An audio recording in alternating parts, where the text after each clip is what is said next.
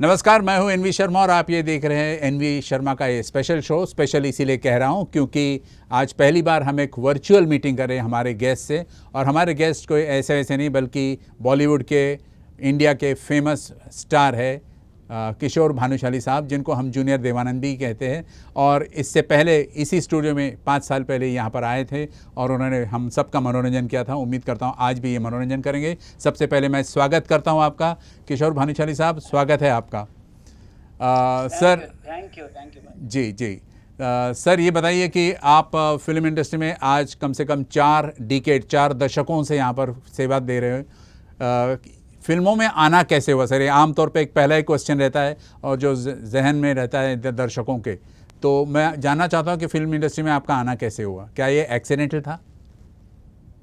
नहीं, not accidental. मुझे मतलब शुरू से ही, हाँ। शुरू से 5-6 साल का था जब से मुझे फिल्मों का शौक था। मैं बच्चा था एकदम, जब से मुझे फिल्मों का ऐसा एक भूत सवार था, एक लत लग गई थी फिल्में देखने की जी। और लेकिन उस वक्त फिल्में देखना बहुत बड़ा पाप था, पाप था वो। पाप था, बहुत बड़ा पाप था। और फिल्म देखने हाँ, रोड पे हम लोग देखते थे वो गणपति में। हाँ। वो उसमें हम लोग चले जाते थे तो कुछ नहीं बोलते थे, चलो भाई ठीक है। फिर क्योंकि फैमिली भी चलती थी साथ जी। में, चलो रोड पे आज गणपति में फिल्म देखने, वो होता था साल में एक बार। लेकिन थिएटर में देखना, और पैसे तो होते नहीं थे उस वक्त, 5 पैसे मिलते थे, 10 पैसे मिलते थे। तो फिल्मों का बड़ा शौक रहा। लेकिन उस वक्त हाथी मेरे साथी, ये राजेश खन्ना वो तनुजा। हिंदुस्तान का पहला सुपरस्टार राजेश खन्ना, जी जी। वहां से सुपरस्टार शब्द आया था। जी, मेरे ख्याल से वो पहले सुपरस्टार थे फिल्म इंडस्ट्री के। हाँ, जब सुपरस्टार नाम दिया गया जी। उसके बाद तो अमिताभ बच्चन, उसके बाद फिर अभी तो सबको सुपरस्टार बोलते हैं, जो भी आता है उसको सुपरस्टार बोल देते हैं। लेकिन सुपरस्टार सही मायने में 2 ही रहे, राजेश खन्ना एंड अमिताभ बच्चन। तो 5-6 साल का या 7-8 साल की मेरी उम्र थी उस वक्त, मुझे किसी ने बताया कि तुम्हारी शक्ल देवानंद साहब से बहुत मिलती है। अच्छा। अब मैंने कभी नाम नहीं सुना था, मैं जितेंद्र जी को जानता था। जी, कमाल है, आपने देवानंद साहब का नाम नहीं सुना था। मैं छोटा 7 साल का, 6-7 साल का। जी। तो राजेश खन्ना तो सुपरस्टार थे, तो सब जानते थे, पूरी दुनिया पागल थी उनके पीछे, पूरा हिंदुस्तान पागल था। लेकिन मैं जितेंद्र साहब का बहुत बड़ा फैन था, क्योंकि मैंने कारवां देखी थी उस वक्त और हम जोली। साहब मैं आज भी जीतू जी का जबरदस्त फैन हूँ। जीतू जी का कोई गाना आ जाए, मैं सारा काम धाम छोड़ के मैं खड़ा हो जाता हूँ और मैं गाना देखता हूँ। और मैं इतना लकी रहा हूँ कि जीतू जी के साथ मैंने कुछ 5-6 फिल्में की हैं और मेरे सबसे अच्छे दोस्त हैं जितेंद्र जी। जी, तो कैसा लगा सर, जिसको आप अपना रोल मॉडल मानते थे उनके साथ काम करने का मौका मिला, तो वो अनुभव बताइए हमें। वो सब बता रहा हूँ। तो मुझे किसी ने बोला कि देवानंद साहब से आपकी शक्ल मिलती है। मैंने कहा देवानंद कौन है भाई, मैंने तो कभी नाम नहीं सुना। बोले जॉनी मेरा नाम एक फिल्म है, उसका ये हीरो है। अब साहब ये गोली उसने मुझे खिला दी। अब ये धुन सवार हो गई कि देवानंद कौन है। तो साहब वैकेशन हुआ स्कूल में, सूरजबा विद्या मंदिर में स्कूल में पढ़ता था, गुजराती, मैं कच्ची हूँ, गुजराती हूँ। वैकेशन हुआ तो मैं मामा जी के घर पे, हम लोग बच्चे चले जाते थे। अभी तो कोई बच्चे जाते भी नहीं है मामा के घर पे, जाते भी हैं तो 3-4 दिन में आ जाते हैं। हम लोग तो 2-2 महीना रुकते थे जी, थैला लेके निकल पड़ते थे मामा के घर पे। तो मैं वहां पे रुका, तो ये गुलिस्तान हमारा एक फिल्म थी देवानंद साहब की, जो वहां प्रकाश टॉकीज में लगी थी। मैंने मेरे मामा के लड़के को कहा यार मुझे फिल्म दिखा दे, एक ही तो शौक है फिल्म देखने का, जो आज तक है वो शौक। तो उसने कहा ठीक है। तो ये गुलिस्तान हमारा, हम लोग चले गए देखने के लिए। फिल्म देखने के बाद मैं आया तो मुझे थोड़ा सा फील हुआ कि यार मिलती तो है शक्ल देवानंद साहब से। वैकेशन खत्म हुआ, मैं वापस आया तो यहाँ मेरे भाई ने मुझे 12 की फिल्म दिखाई देवानंद साहब की जी। वो देखने के बाद तो मुझे और भी मेरा अट्रैक्शन हो गया कि ये तो अट्रैक्शन हो गया कि मैं देवानंद लग रहा हूँ भाई। साहब आईने के सामने खड़ा हो गया, बटन कॉलर के बंद किए, रुमाल बांधा, गर्दन हिलाई। आज 50 साल हो गए, आज भी गर्दन हिल रही है। जी जी जी। लेकिन सर क्या आपने जब जी आपने जब देवानंद को उनके सामने कुछ बातें कही, आपने उनके डायलॉग्स वगैरह आपने सुनाए, तो क्या नाराज हुए या फिर बड़े खुश हुए वो? नहीं, शुरू शुरू में मैं काफी बार उनसे मैंने मिलने की कोशिश की, लेकिन मुलाकात नहीं होती थी। मैं उनके घर पे भी जाता था, मैं सवेरे सवेरे पहुंच जाता था। हालांकि उनका घर जो है एक जंगलों में है। अभी तो आप जा सकते हैं, लेकिन उन दिनों मतलब 35 साल पहले या 35-40 साल पहले वहां बिल्कुल जंगल था। दिन में आदमी जाने को डरे ऐसा जंगल, चंदन रॉकेज के पीछे जुहू पे। जी तो मैं सवेरे सवेरे 5:30 बजे भी मैं चला जाता था। पता चलता था कि 6 बजे देव साहब निकलने वाले हैं, 6:30 बजे निकलने वाले हैं, तो मैं पहुंच जाता था। वॉचमैन से कहता था कि जैसे देव साहब आए तो मुझे कहना। तो मुझे कहता था साहब आ रहे हैं। तो साहब जैसे बाहर निकले, वो हमेशा फियाट कार में बैठते थे देव साहब, और हमेशा आगे की सीट पे बैठते थे। जी तो मैंने एक बार गाड़ी रुकाई थी, तो देव साहब ने कहा कि देखो इस तरह से रास्ते में खड़े होकर बातें नहीं होती हैं, एक काम करो हमारी ऑफिस पे आओ, हम वहां पे बात करेंगे। ओके, बहुत अच्छे ढंग से बात की थी। जी मैं फिर चला गया था उनके ऑफिस पे भी, मैं 1-2 बार गया था, लेकिन मुलाकात नहीं हो पाई क्योंकि वो थोड़े बिजी थे या शायद आके चले गए थे, आई डोंट नो। जी एक बार सन एंड सन होटल में उनका ऑफिस था, सन एंड सन होटल में भी उनका एक ऑफिस था। तो लिफ्ट में मैं वहां वॉचमैनों के पास बैठा हुआ था। मेरे पास एक साइकिल थी, मैं साइकिल से जाता था। सेकंड हैंड मैंने साइकिल खरीदी थी, वही मेरी प्रॉपर्टी थी सबसे बड़ी। तो साहब वॉचमैनों के पास बैठा था। एक दिन एक वॉचमैन ने कहा कि तेरा बॉस गया अभी, तेरे तेरे गुरुदेव अभी गए, देव साहब गए। मैं भागा पीछे, देव साहब लिफ्ट में गए, तो मैं भी लिफ्ट के अंदर चला गया। अब देव साहब और मैं, कोई नहीं लिफ्ट में। अब ये तो लाइफ टाइम अपॉर्चुनिटी। अच्छा हो गया हूँ, जी पागल हो गया था मैं कि जिस इनको देख देख के मैं बड़ा हुआ हूँ, मैं जिनके पीछे मैं पागल हूँ, वो गुरुदेव मेरे सामने खड़े हुए हैं, मेरे साथ में लिफ्ट में हैं। दरवाजा खुला, देव साहब आगे निकले, मैं उनके पीछे पीछे, और देव साहब अचानक मुड़े, हमारे पीछे पीछे आ रहे हो, क्या बात है? मैंने कहा सर मैं आपके साथ काम करना चाहता हूँ। मेरे मेरे मेरे मुंह से शब्द नहीं निकल रहे थे। तो उन्होंने बहुत अच्छे ढंग से मुझे समझाया उस वक्त, देखो इस वक्त न तुम छोटे हो न तुम बड़े हो, हम आपको रोल दे तो क्या दें, इस वक्त क्या कर रहे हो? मैंने कहा सर मैं पढ़ाई कर रहा हूँ। बोले ठीक है, स्कूल जा रहे हो, पढ़ाई कर रहे हो, इस वक्त पढ़ाई पे ध्यान दो, उसके बाद जब बड़े हो जाओगे हमारे पास आना, हम तुम्हें बिल्कुल काम देंगे।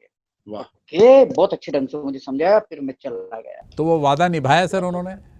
नहीं, फिर काफी साल निकल गए, फिर तो शादी भी हो गई। मैं मैंने स्ट्रगल किया बहुत।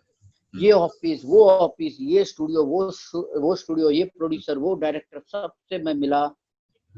सब लोगों ने मेरे डायलॉग सुने, एक्टिंग देखी, लेकिन काम मुझे कहीं नहीं मिला, क्योंकि मैं देव साहब की कॉपी कर रहा था। ये ट्रेजेडी रही। देव साहब को इसलिए मैं कॉपी कर रहा था कि मुझे लगा ये एक जरिया है काम मांगने का। नहीं तो मैं क्या बोल के मैं काम मांगूंगा, ये मेरे दिमाग में घुसा हुआ था। इसलिए मैं देव साहब को कॉपी कर रहा था कि मुझे फट से काम मिला। लेकिन उल्टा हुआ, उसी वजह से मुझे काम नहीं मिला। क्या तुम तो देव साहब की कॉपी कर रहे हो, तो हम तुमको क्या काम दे? एक काम करो, आईएएस जौहर साहब जो हैं वो ऐसे लुक लाइक को लेके फिल्में बनाते हैं, जैसे फायर राइफल, नसबंदी वगैरह बनाई है, उनसे जाके मिलो। तो काफी स्ट्रगल, 15 साल मुझे लगता है निकल गए इसी चक्कर में। काम कहीं नहीं मिला, मैं कहाँ कहाँ भटकता रहा, साइकिल पे ही जाता था, पैसे तो होते नहीं थे कुछ। उस वक्त 54 मिलती थी, 15 पैसे मिलते थे जेब में होते थे। और फिल्में देखने 5-5 पैसा जमा भी करता था, 10 पैसा 5 पैसा जमा करके मैं चिल्लर लेके जाता था। हंजर टॉकीज हमारे यहाँ जोगेश्वरी में, मैं चिल्लर रख देता था वहां पे। उसने वो चिल्लर कभी नहीं गनी, उस आदमी ने। हमेशा भाई जब भी आता था मैं चिल्लर रखता था, वो सर पीटता था, अरे फिर आ गया। वो चिल्लर साइड में करके थप्पा मार के मुझे टिकट दे देता था। उसने मेरा चिल्लर कभी नहीं गिना, बोला 5 पैसा 10 पैसा कम होगा तो मैं डाल दूंगा। हालांकि मैं पूरा ही देता था, 2 रुपया 20 पैसा।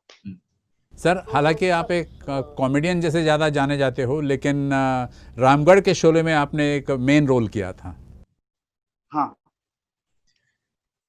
हाँ, ये मैं बता रहा हूँ अभी। तो फिर शादी हो गई, स्ट्रगल भी छूट गया, सब कुछ चला गया, फिर बच्चा भी हो गया। अब मैंने कहा चलो अभी छोड़ो स्ट्रगल भाई, क्योंकि नहीं तो लोग बातें करेंगे। बस फिर स्ट्रगल छोड़ दिया। फिर अचानक एक दिन मोहन चोटी साहब घर पे आए, उन्होंने मुझे शो ऑफर किया। मैं शो में गया, वहां से उन्होंने मुझे वीडियो फिल्म में लिया। वीडियो फिल्म से करते करते करते करते फिर मैं दिल के सेट पे पहुंच गया। दिल में मुझे जूनियर आर्टिस्ट में किसी ने खड़ा कर दिया। वहां मैंने कुछ हरकतें की और मुझे अनुपम खेर जी के साथ एक सीन मिल गया, छोटा सा शॉट मिल गया, सीन क्या मिला, शॉट मिल गया। और फिर मैं पूरी फिल्म में रहा। पिक्चर सुपर डुपर हिट हो गई, गोल्डन जुबली, मुझे बेस्ट सपोर्टिंग एक्टर का अवार्ड मिला, जो अभी भी ट्रॉफी मेरे घर पे पड़ी है। मैं आज जो कुछ भी हूँ, इंदु ईरानी साहब की वजह से हूँ। उन्होंने मुझे कभी ऐसा ब्रेक नहीं दिया होता तो आज भी मैं दुकान पे बैठा होता और वही मेरे पास साइकिल होती। आप अपने अनुपम खेर साहब के साथ सीन बता रहे थे। हाँ। तो हुआ ये था कि मैं जूनियर आर्टिस्ट में मुझे खड़ा कर दिया था। उसके बाद इंदु रानी साहब, मैंने वहाँ पे कुछ हरकतें की जो इंदु रानी साहब को बहुत पसंद आई और मुझे बुलाया, बोले कल आओगे? मैंने कहा बिल्कुल आऊंगा। मैं सेकंड डे पहुंच गया। बैंड स्टैंड पे पारसी बंगलो में शूटिंग हो रही थी, जो आज मन्नत के नाम से जाना जाता है, जो शाहरुख खान का बंगला है। तो पारसी बंगलो था और वहाँ पे अनुपम खेर जी के साथ मुझे पहला सीन दे दिया। उसके बाद मैं बस पिक्चर सुपर डुपर हिट हो गई। फिर मैंने पीछे मुड़ के नहीं देखा। मुझे बेस्ट सपोर्टिंग एक्टर का अवार्ड मिला बी.आर. चोपड़ा साहब के हाथ से। दाद देनी पड़ेगी सर कि 40 साल से जो इंसान फिल्म इंडस्ट्री में स्ट्रगल करने के बाद बेटी का आज अपना नाम और एक शोहरत, एक मुकाम हासिल की इसने अपने। आप जो बता रहे थे कि वो रामगढ़ के शोले की बात, आप सर इस फिल्म में कैसे आना हुआ आपका और इसका क्या परिणाम हुआ था बाद में दूसरे फिल्मों पर? नहीं, उसके बाद तो फिर मैंने पीछे मुड़ के देखा ही नहीं ना। जब दिल रिलीज हो गई उसके बाद तो 2 महीना तो काम नहीं था मेरे पास। 2 महीना मैं दुकान पे ही था। फिर एक दिन मेहुल कुमार जी ने वहाँ पे बुलाया था, तो मैं चला गया मीत मेरे मनके के लिए और वहाँ मुझे धर्म पाजी भी मिल गए। धर्म जी, यार बड़ा अच्छा काम कर रहा है, मैंने देखी तुम्हारी फिल्म दिल। मैंने कहा बस पाजी आपका आशीर्वाद है। और रजा मुराद साहब वहाँ मिल गए। रजा मुराद साहब ने मुझे स्ट्रगल के दिनों में बहुत हेल्प की थी। मतलब मैं भूल नहीं सकता उन्होंने मुझे जो हेल्प की थी। रजा मुराद साहब और सुमित सहगल, इन दोनों ने मुझे बहुत हेल्प किया था स्ट्रगल के दिनों में। तो रजा मुराद साहब मिल गए, बोले अरे यार तू तो यार स्टार बन गया है, पहले फिल्म से चारों तरफ तेरा ही नाम आज कल गूंज रहा है, कितनी फिल्में कर रहा है। मैंने कहा रजा भाई मैं सही बताता हूँ, मेरे पास कोई फिल्म नहीं है। दिल के बाद आज 1-1.5 महीना हो गया, मैं आज भी बाप की दुकान पे बैठा हूँ, आज भी वही साइकिल लेके जाता हूँ, कुछ नहीं है मेरे पास। रजा भाई ने कहा उसकी एक वजह है, लोग तुम्हें ढूंढ रहे हैं लेकिन तुम्हारा किसी के पास ना नंबर है ना कोई एड्रेस है। तुमको पकड़े तो कहाँ पकड़े भाई? उस वक्त मोबाइल नहीं थे, पेजर वगैरह कुछ था नहीं, वो लैंडलाइन था। तो रजा भाई ने वहां पे जितने वो जो थे ये सब पत्रकार थे वहां पे, काफी बैठे हुए थे 3-4 लोग, जिसमें से मेरे काफी दोस्त भी बन गए थे। उनको बुलाया और मेरा फोन नंबर छपवाया कि आज ही इसका फोन नंबर छापो। अरे बोला रजा भाई इसको हम जानते हैं, जब से ये हाफ पैंट पहन के यहाँ पे स्ट्रगल करता था तब से इसको जानते हैं हम लोग। बोला इसका फोन नंबर छप जाएगा। मेरा सर फोन नंबर छप गया। हर वहां पे उस वक्त जो स्टार डस्ट वगैरह जितनी भी मैगजीन थी उसमें साहब दूसरे दिन मेरे फोन की घंटी बजी, ऐसी बजी तो आज तक बज रही है। फिर सर हम दुआ करते कि आप इसी तरह और भी आगे शाइन होते रहे। लेकिन एक पूछना था कि कई सारे लोगों को ये मालूम नहीं कि आप एक बहुत अच्छे गायक भी हो और ख़ासकर आप मोहम्मद रफ़ी और मुकेश साहब के बहुत बड़े फ़ैन हो, तो हम चाहते हैं कि आपकी तरफ से एक एक झलक हो जाए मुकेश साहब की और मोहम्मद रफ़ी साहब की। और लड़ों में काली घटा का बसेरा, पावनी सूरत मोहनी मूरत, सावन रुत का सवेरा, जब से ये मुखड़ा दिल में खिला है, दुनिया मेरी गुलजार हुई। रात कली एक ख्वाब में आई और गले का हार हुई। सुबह को जब हम नींद से जागे, बहुत खूब, तुम्ही से चार हुई। रात कली एक ख्वाब में आई और गले का हार हुई। बहुत खूब, बहुत खूब, बहुत खूब। देव साहब का गाना था प्रेम पुजारी का। बिल्कुल बिल्कुल। रंग में पिघले सोना अंग से यूं से छलके, जैसे बजे धुन कोई रात में हल्के हल्के, धूप में छाँव में झूमती हवाओं में, उतरे कभी ना जो खुमार वो प्यार है। शोखियों में घोला जाए फूलों का शबाब, उसमें फिर मिलाई जाए थोड़ी सी शराब, अरे होगा यूं नशा जो तैयार, वो प्यार है शोखियों में घुला जाए फूलों का शबाब। जी, बहुत खूब सर, बहुत खूब, बहुत खूब। सर एक पूछना था आपसे कि जैसे आपने सिंगिंग को भी अपना एक टैलेंट मान के उसको दिखा दिया, प्रदर्शित किया और सराहना हुई उसकी, लेकिन देवानंद के रोल्स में आप हमेशा छाए रहे, तो आप एक प्रकार से टाइप कास्ट हो गए थे। तो क्या आपने कभी इसको बदलना चाहा कि मैं कोई सीरियस रोल्स भी करके दिखा सकता हूँ, मैं टैलेंटेड हूँ? बात ये है कि एक्चुअली मैं एक्टर हूँ, I am not duplicate, I am not look like. मैंने तो ये एक जरिया चुना था, एक रास्ता कि इसमें मुझे घुसना है इस इंडस्ट्री में। जी, मैं थिएटर भी करता हूँ और मैं एक्टर हूँ यहाँ। लेकिन प्रॉब्लम ये है कि इस इंडस्ट्री में एक बार जो इमेज आपकी बन गई, आपको उसी इमेज में लोग बांध के रखते हैं। जी, हालांकि मुझे कॉमेडियन बना दिया गया, मैं एक्चुअली सीरियस एक्टर हूँ।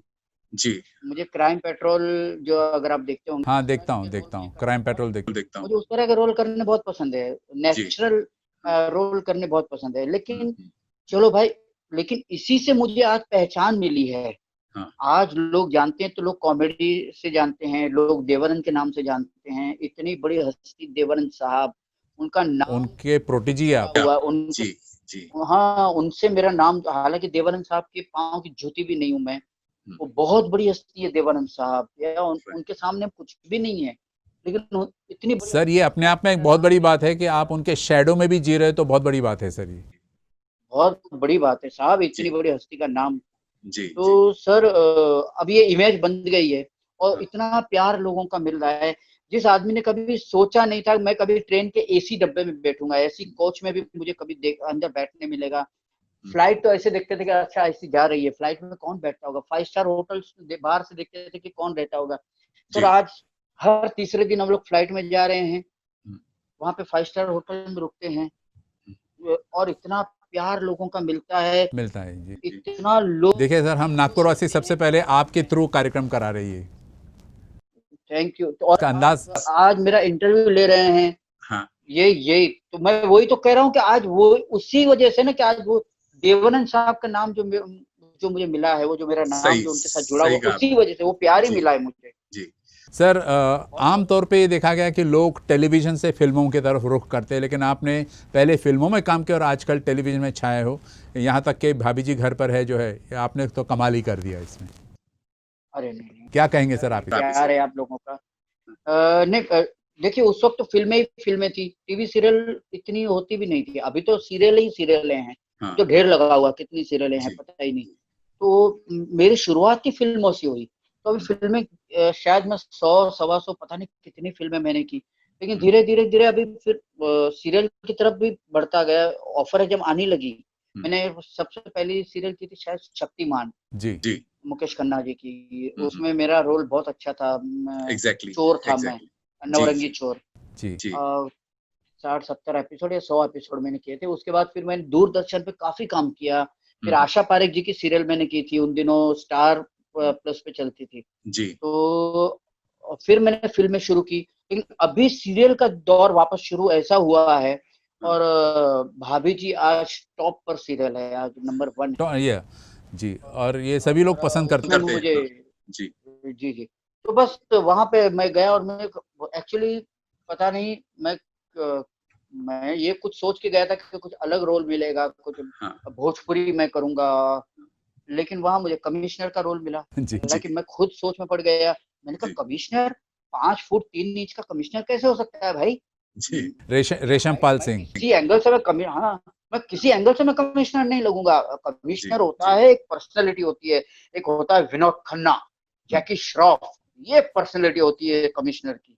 जी ऐसा दमदार पर्सनैलिटी। लेकिन मैं किस एंगल से लगूंगा? लेकिन साहब करते करते करते करते नहीं, लेकिन लोगों ने आपको एक्सेप्ट किया है सर, इस रोल में लोगों ने एक्सेप्ट किया है आपको। बहुत प्यार मिला। और फिर बाद में मुझे भी लगने लगा कि नहीं, मैं कमिश्नर के रोल में बिल्कुल फिट हूँ। और इन्होंने जो सोच समझ के कुछ मुझे कमिश्नर बनाया होगा, और वाकई में वो हिट हो गया। और आज देखिए भाभी जी घर पे तो सुपर हिट है। सुपर हिट है सर, सुपर हिट है सर। साथ साथ मैं ये जानना चाहता हूँ कि आपने स्टेज पर भी काम किया, मतलब आपने तीनों जो प्लेटफॉर्म्स है, फिल्म, टीवी एंड थिएटर, तीनों को आपने अपनाया है, तो किस में ज़्यादा आप कंफर्टेबल हो सर? क्योंकि आपने नीरज वोरा जैसे एक्टर्स के साथ आपने स्टेज पर काम किया है। जी जी, मैंने उनके साथ थिएटर किया है। हाँ। और मैं स्टेज शो तो मैं देखिए मैं बचपन से मैं स्टेज शो ही करता था। मैं जब बच्चा था, एकदम छोटा सा था, तो पूरी रात हमको रिकॉर्ड डांस करना पड़ता था, जो रिकॉर्ड होती थी HMV। हाँ। रिकॉर्ड खरीदने के तो पैसे नहीं होते थे, वो 12 रुपए की रिकॉर्ड आती थी, तो वो कहाँ से लाए 12 रुपया, जबकि हमको पेमेंट तो कुछ मिलता नहीं था शो में। जी। तो चोर बाजार से लाके मैं 2-2 3-3 रुपए में, 2 रुपए में मैं रिकॉर्ड लेके आता था। या हमारे यहाँ पे घर के पास में एक साउंड वाला था, उससे मैं 2-3 रिकॉर्ड लेकर आता था, तो मैं रिकॉर्ड डांस किया करता था। उसमें कुछ इनाम मिल जाता था, 5 रुपया 10 रुपया। जी। तो शुरू से मैं शो करता था।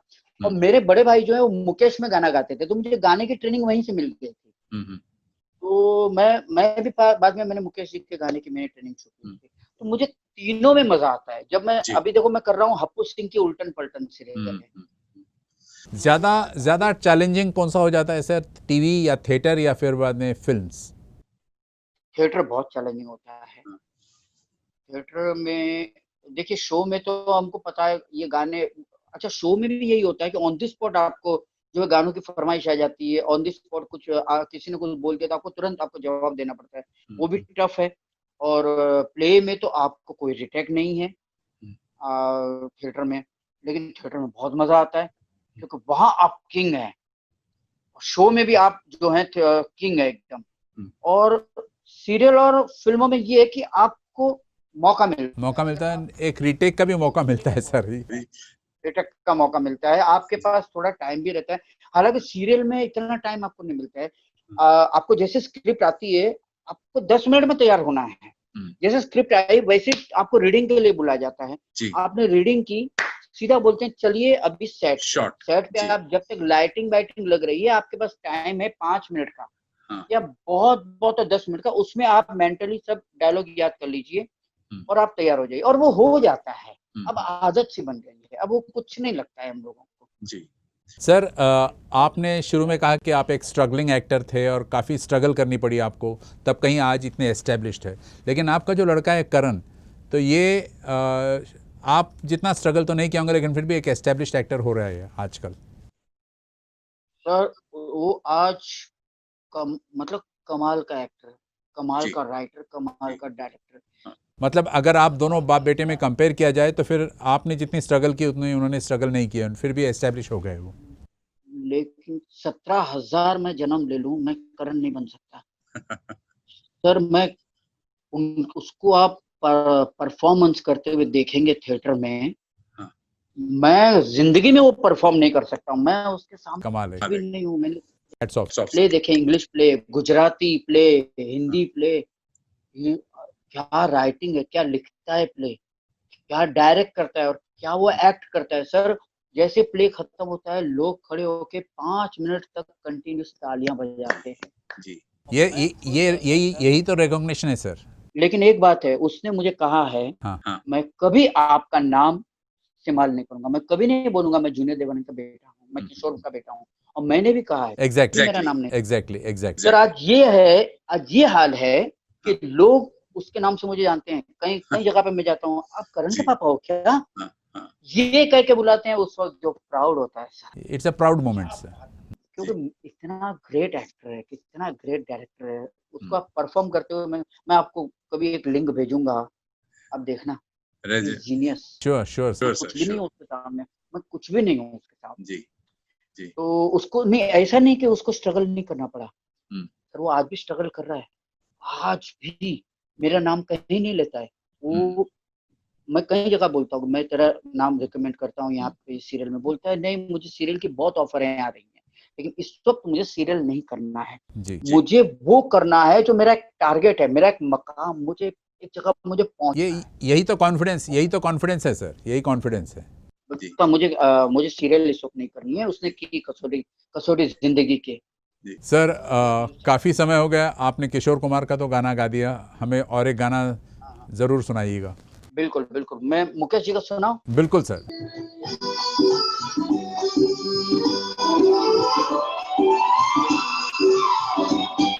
एक दिन बिक जाएगा माटी के मोल, जग में रह जाएंगे प्यारे तेरे बोल।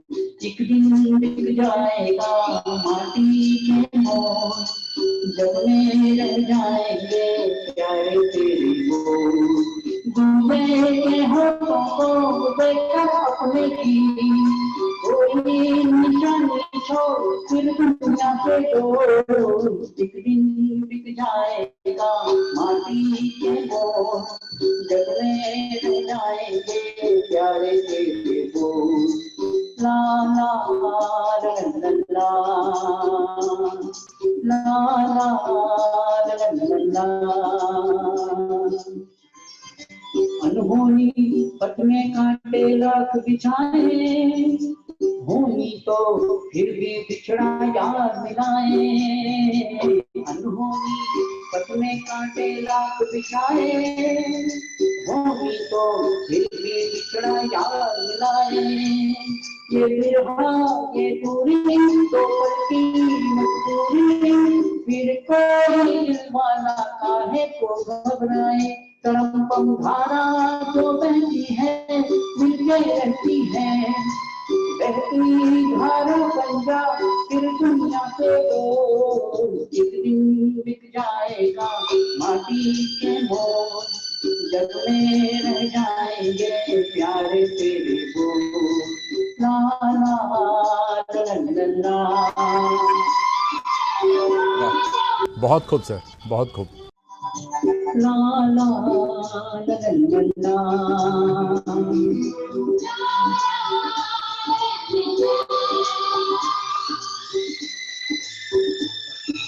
क्या मुकेश जी ने गाया था, ग्रेट लोग, मुकेश जी, रफी साहब। पर्दे के पीछे बैठी सांवल गोरी, हाँ के तेरे मेरे मन की डोरी। पर्दे के पीछे बैठी सांवल गोरी, हाँ के तेरे मेरे मन की डोरी। ये डोरी ना टूटे, ये बंधन ना छूटे, भोर होने वाली है अब रहना है थोड़ी। तरम पम सर को झुकाए तू बैठा क्या है यार, गोरी से ना जो फिर दुनिया से डोल। एक दिन बिक जाएगा माटी के मोल, जग में रह जाएंगे प्यारे तेरे बोल। दूजे के हाथों को देकर अपने की कोई निशानी छोड़ फिर दुनिया से डोल। एक दिन बिक जाएगा माटी के मोल, जग में रह जाएंगे प्यारे तेरे बोल। ला ला ला ला ला।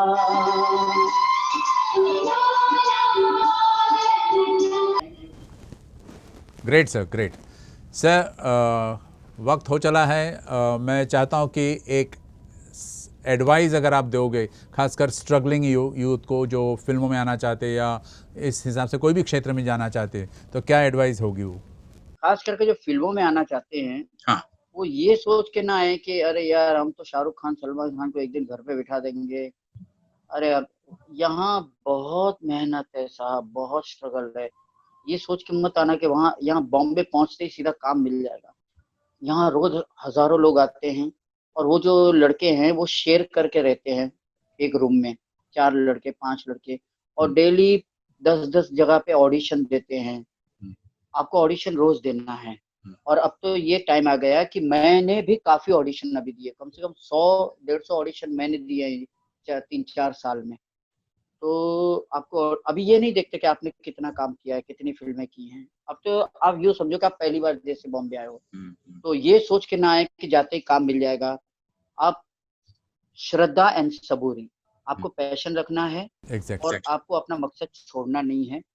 आपको कब काम मिलेगा कुछ नहीं मालूम। एक हफ्ते में मिल जाएगा, एक महीने में मिल जाएगा, एक दिन में मिल जाएगा, एक साल में मिलेगा, 5 साल भी लग सकता है, 2 साल भी लग सकता है। आपके लक के ऊपर, आपके टैलेंट के ऊपर पूरा दारोमदार है। सही कहा तो सर। अगर यहाँ आते हैं तो ये है तो समंदर, आज कोई भी आ सकता है, किसी को आप रोक नहीं सकते। और ये सोच के मत आइए कि मैं वहां जाके सब सीख लूंगा, आपको सीख के आना पड़ता है। यहाँ के फिर कुछ नहीं सीखा जाता, फिर तो आपको काम जैसे जैसे करते जाओगे वैसे वैसे आपको एक्सपीरियंस होते जाएगा। आज भी हम लोग सीख रहे हैं सर, 150 फिल्में करने के बाद, 30-35 सीरियल करने के बाद आज भी हम लोग सीख रहे हैं। आज भी लगता है जैसे हमने कुछ भी नहीं किया, अभी भी हमको सीखना पड़ता है। तो यही सोच के आए कि पैशन, आपको धीरज रखनी है, लक है, टैलेंट है तो आप आइए।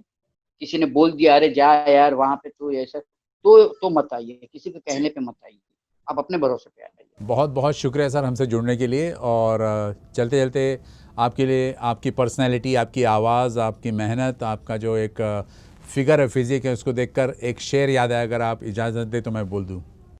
अरे सर बोलने की बात है, प्लीज बोलिए। न जाने कौन सी दौलत लिए फिरते हो आप अपनी ज़ुबान पर, बात करते हो तो दिल ही खरीद लेते हो। Thank you very much sir for coming on this show. क्या बात है, अरे क्या कमाल का आपने बोला। Thank you sir, thank you, thank you thank you sir, sir, thank you.